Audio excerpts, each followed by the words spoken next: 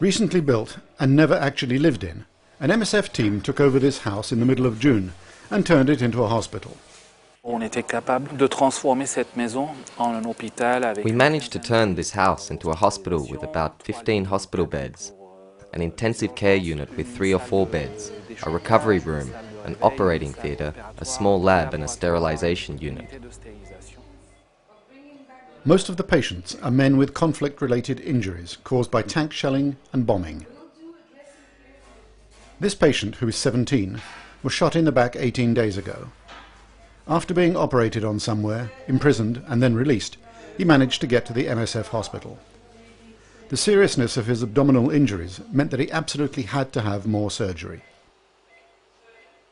It's possible that he may require an additional operation if he continues to put out a lot from the fistula, it doesn't close, and he develops any complications. So he has a difficult road ahead.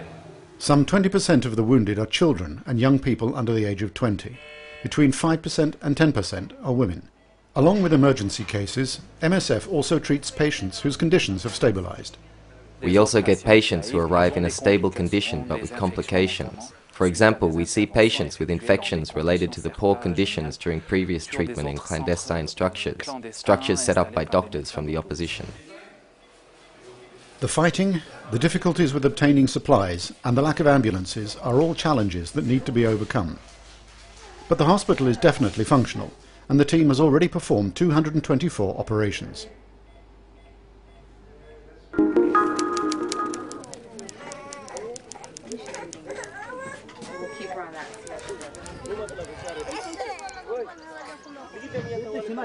The Yida refugee camp is overwhelmed.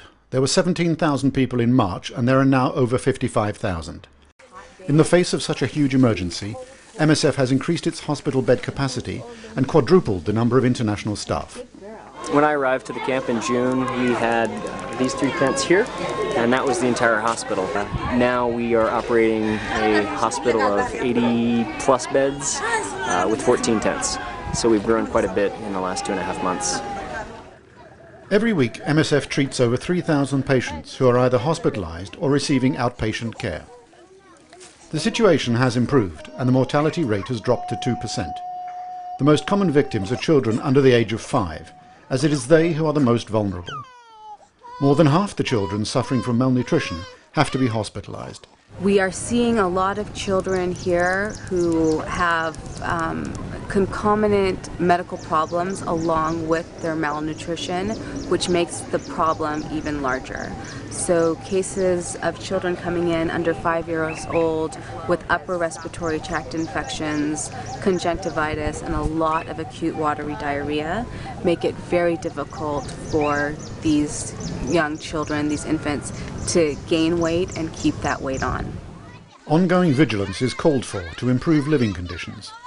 MSF is working with other organisations to improve the water supply, sanitation and hygiene in the camp. MSF is now supplying 80,000 litres of clean, chlorinated water a day and is building public latrines.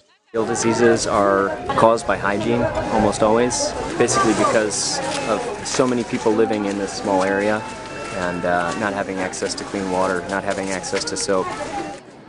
1,000 new arrivals settle in the camp every week. MSF has managed to reduce the mortality rate, but it cannot afford to let up, because the population in Yida is still living in very poor conditions.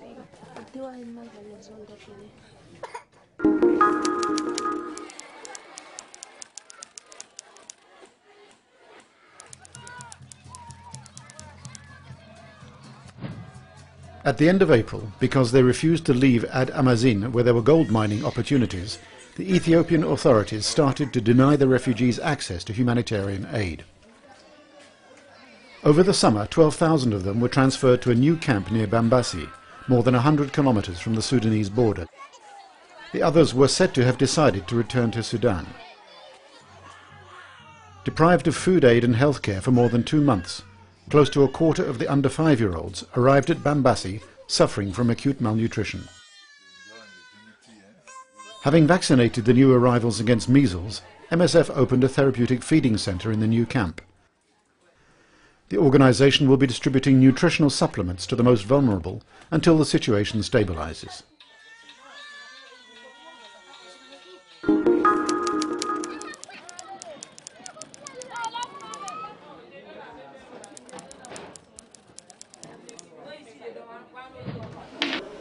Cholera, I really felt it bad. It happens to me that as if I'm a dead man. Alfred is gradually recovering after being cared for in an MSF cholera treatment centre. Like other badly affected patients, when he first arrived, he was suffering from profuse diarrhoea, vomiting and stomach cramps. They are crying of cramps. Their feet, even their hands, they are cramping. They are falling down. They got dizziness. Some of them say, I want to die. I'm tired. I'm tired of this disease. In Freetown and Conakry, the capitals of Sierra Leone and Guinea, over 13,000 people infected with cholera have had to be admitted to hospital. Population density and poor hygiene in the slums and urban areas have contributed to the spread of the disease. In the city of Conakry, we see a really high number of cases every day, and that means almost 100 new cases a day. So we are working with Médecins Sans Frontières to provide appropriate care in the cholera treatment centers that have been set up in Conakry. The MSF teams have increased the number of treatment centres and have already treated close to 8,000 patients in the two countries. Over 99% of patients treated in MSF facilities recover from the disease.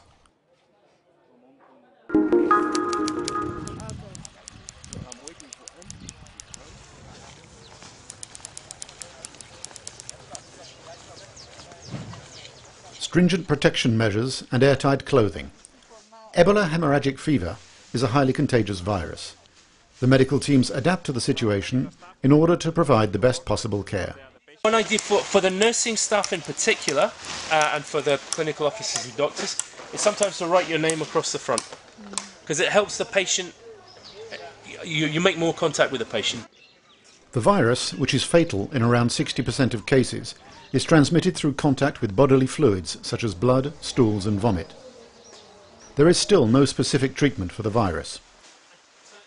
Yida, who is a nurse, has come to offer his services. He and his 3 children contracted the virus in 2007, and they all survived. The message I can tell the people is that personal protection is the most important thing, by hand washing with soap or chlorinated water before you touch yourself, more especially around the mouth, around the nose, around the eyes.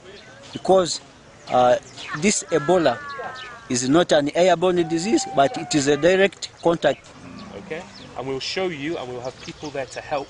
In order to prevent the epidemic from spreading further, MSF is working with the Ministry of Health to identify, isolate and treat infected patients quickly. The organisation has also been working in the Democratic Republic of Congo, where an Ebola epidemic flared up in August. This is a different strain of the virus and has already killed 14 people.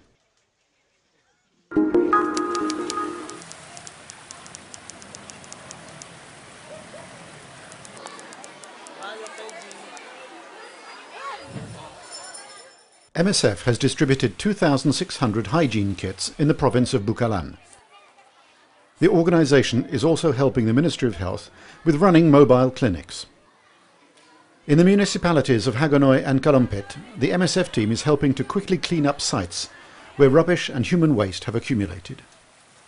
Every year, around 20 typhoons strike the Philippines during the rainy season.